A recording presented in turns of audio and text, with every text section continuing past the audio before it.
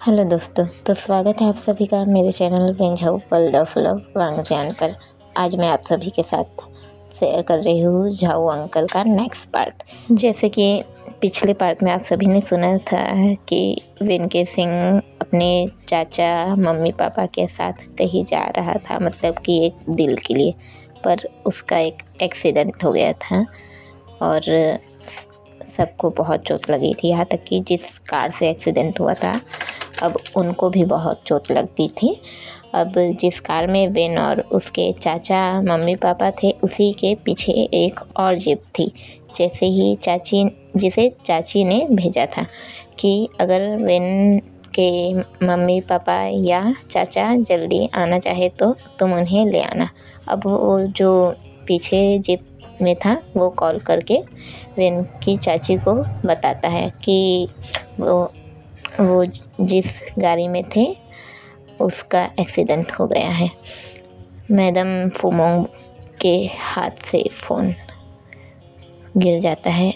अब उन सबको हॉस्पिटल ले जाया जाता है, पर हॉस्पिटल पहुँचे तक सबकी मौत हो चुकी थी।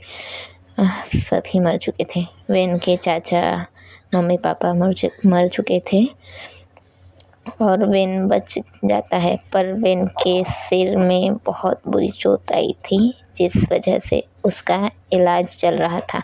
डॉक्टर बहुत अच्छे से वेन का इलाज कर रहे थे, पर वेन को होश ही नहीं आ रहा था और मैडम फुमोंग का रो रो कर बुरा हाल था। एक ही दिन में उन्होंने अपने हस्बैंड, उनके भाई भाभी को खो दिया। डॉक्टर का कहना था वेन के सिर में बहुत बुरी चोट आई है, इसे बचाना मुश्किल है। वेन पहले ही 3 दिनों से बेहोश था। डॉक्टर बोलते हैं मैडम फुमोंग से अगर 2 दिन के अंदर इससे होश नहीं आता तो ये कोमा में भी जा सकता है। चाची घबरा जाती है। अब एक और दिन निकल जाता है पर वेन को होश नहीं आता है। सब परेशान रहते हैं। अब फाइनली वेन को होश आता है। डॉक्टर आकर वेन को चेक करते हैं। वेन की जब आंखें खुलती है वेन के सर में बहुत दर्द हो रहा था। डॉक्टर वेन से पूछता है क्या तुम बता सकते हो तुम्हारा नाम क्या है? वेन बोलता है मैं वेनके सिंह। फिर डॉक्टर पूछते हैं तुम्हारी एज? वेन बोलता है मेरी एज ना ओनली 5 ईयर है। डॉक्टर हैरान हो जाते हैं और वेन को आराम करने का बोलकर चले जाते हैं। बाहर जाते ही मैडम फुमोंग से बोलते हैं माफ़ कीजिएगा मैडम फुमोंग, वेनके सिंह के सिर में इतनी बुरी चोट आई थी कि उसके सिर के एक ऐसे कोने में चोट लगी है कि वेन ने अपनी दिमागी संतुलन खो दिया है और वेन अब एक 5 साल का बच्चा बन गया है। चाची हैरान हो जाती है, बोलती है कि क्या डॉक्टर आप क्या बोल रहे हैं? डॉक्टर बोलते हैं हमें माफ़ कीजिए। अब हॉस्पिटल में कुछ दिन बीत जाते हैं। वेन ठीक हो जाता है तो वेन को घर लाया जाता है। कुछ दिन तो वेन नॉर्मल रहता है, पर फिर वेन मैडम फुमोंग से बोलता है मम्मी पापा कहाँ है और चाचा कहाँ है?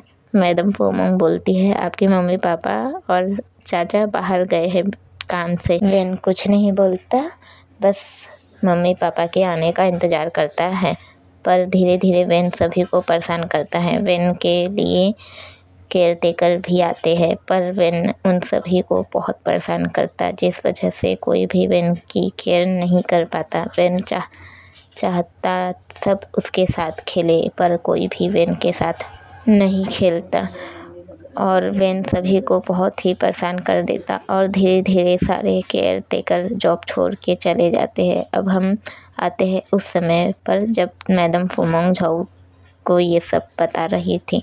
झाऊ ये सब सुन के हैरान रहता है और बोलता है मैडम तो क्या वेन की मेडिसिन तभी से चल रही है? मैडम फुमोंग बोलती है हाँ तभी से वेन की मेडिसिन चल रही है। झाऊ बोलता है अगर तभी से वेन की मेडिसिन चल रही है तो वेन अभी तक ठीक कैसे नहीं हुआ? मैडम फुमोंग बोलती है क्योंकि उसके सिर पर बहुत तेज़ चोट लगी थी।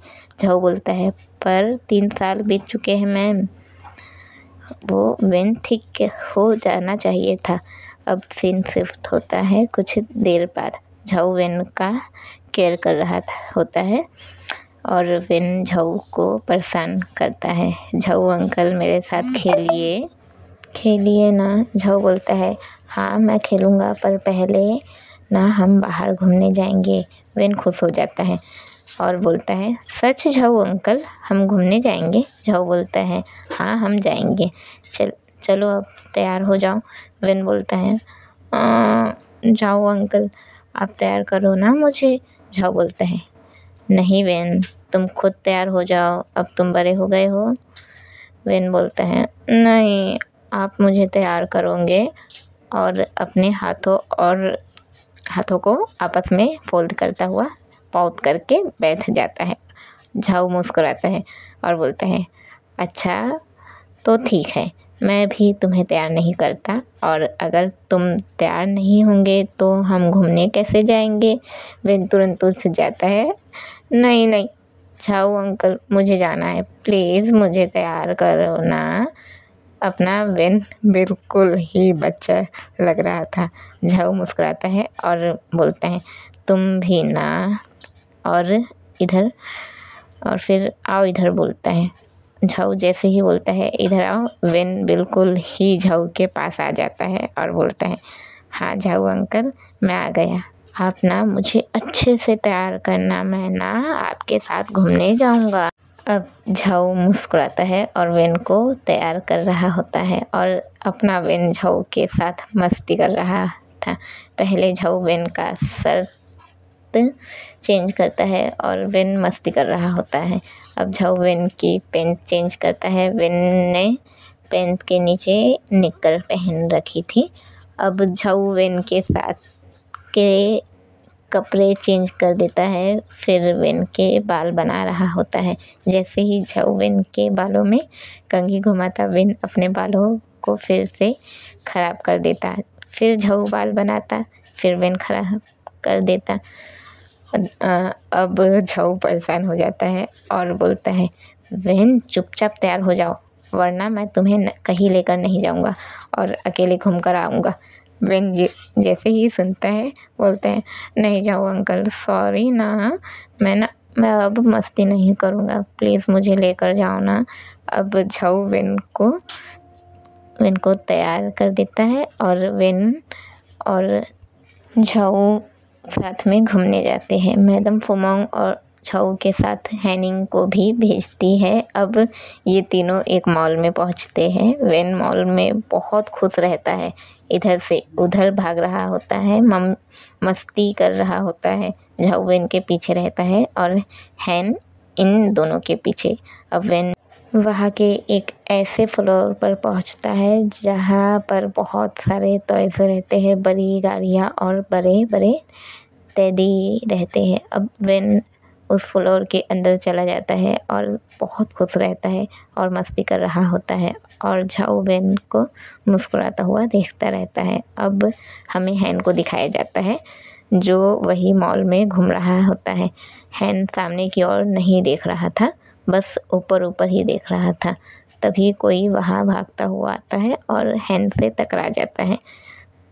तो वो जो आया था वो ऐसे टकराया था कि वो गिरने ही वाला था। अब अपना हैन उसे होल्ड कर लेता है, मतलब कि जैसे समझ जाओ वो प्रिंसेस स्टाइल में आधा गिर रहा है और अपने हैन ने उसे एक हाथ से कैच कर लिया है, उसे गिरने से रोक दिया है ज़मीन पर। वैसे वो उसे कैच कर लेता है।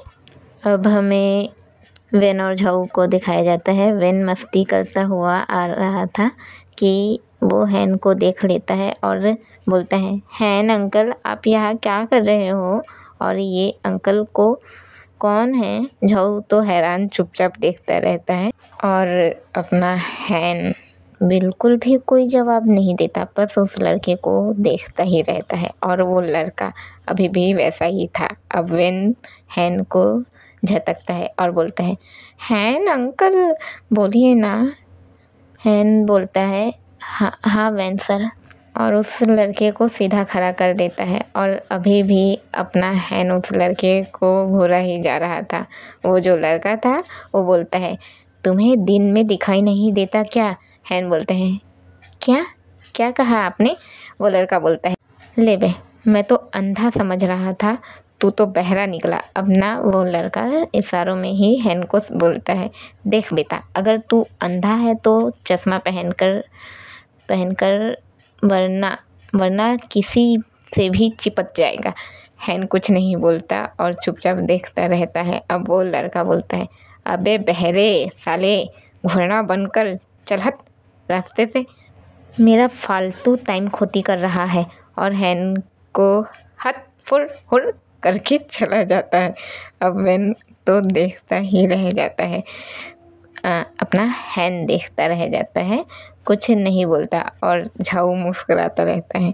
अब हमें वेन को दिखाया जाता है जो बोल रहा था अपना। अब वेन बोल रहा होता है, फालतू में टाइम खोती हट हर फुर, फालतू में टाइम खोती हट हर फुर, फालतू में टाइम खोती हट हर फुर।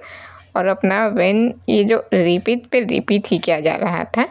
झाऊ जैसे ही सुनता है खुद के फोरहेड को पकड़ लेता है और बोलता है, वेन ऐसा नहीं बोलते, गंदी बात। वेन बोलता है, क्यों झाऊ अंकल, क्यों नहीं बोलते? वो अंकल तो अभी बोले ना।